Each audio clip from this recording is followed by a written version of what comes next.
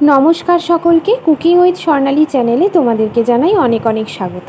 আশা করব প্রত্যেকে ভীষণ ভালো আছো। গতকাল ডিনার আইডিয়াতে আমি শেয়ার করেছিলাম পনিরের একটা রেসিপি, যার ভিডিওটাই যার রেসিপিটা তোমাদের সাথে আমি এখন শেয়ার করব।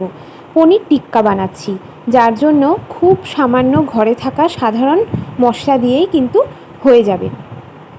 সবজির মধ্যে আমি দুটো সবজি নিয়েছি, রেড ক্যাপসিকাম আর পেঁয়াজ। তোমরা চাইলে 3 ধরনের ক্যাপসিকাম ইয়েলো, গ্রিন এগুলোও নিতে পারো, আবার দুটোর মধ্যে যে কোনো একটা দিয়েও করতে পারো, তোমাদের ইচ্ছা সম্পূর্ণটা। পনির টিক্কা, সেই জন্য পনির তো অবশ্যই লাগবে। 200 গ্রাম পনির নিয়েছি, কিউব কিউব করে মাঝারি সাইজের কেটে নেব। আর গুঁড়ো মশলার মধ্যে আমি কিন্তু গোলমরিচ আর হলুদ গুঁড়ো নিয়েছি। তোমরা চাইলে লাল লঙ্কার গুঁড়ো, কাশ্মীরি লঙ্কার গুঁড়ো, তন্দুরি মশলা অনেক কিছুই দিতে পারো, কিন্তু আমি কিছুই এগুলো দেব না।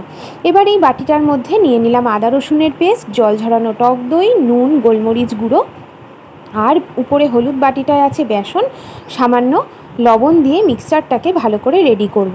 এবারে কিছুই না, ম্যারিনেশনের পালা। সমস্ত জিনিসগুলো দিয়ে ভালো করে মাখিয়ে নেব।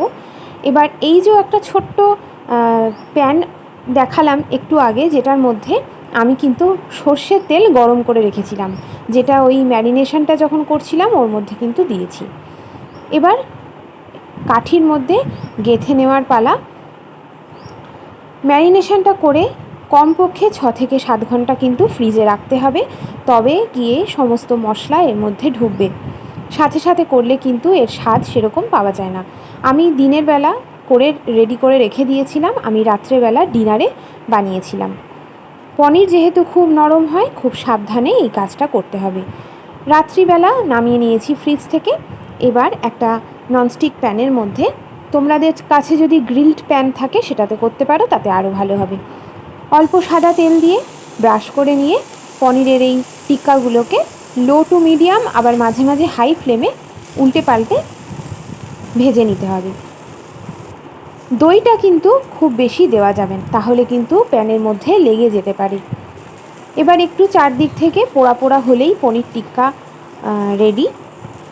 কাঁচা তেল কিন্তু মাখার সময় একদমই দেবে না, তেল অবশ্যই গরম করে দেবে, তবেই কিন্তু ভালো হবে, নালে কাঁচা তেলের, সর্ষের তেলের গন্ধ বেরোলে ভালো লাগে না। পনির টিক্কাগুলোকে আমি ভেজে নিয়ে পেঁয়াজ সহযোগে পরিবেশন করব।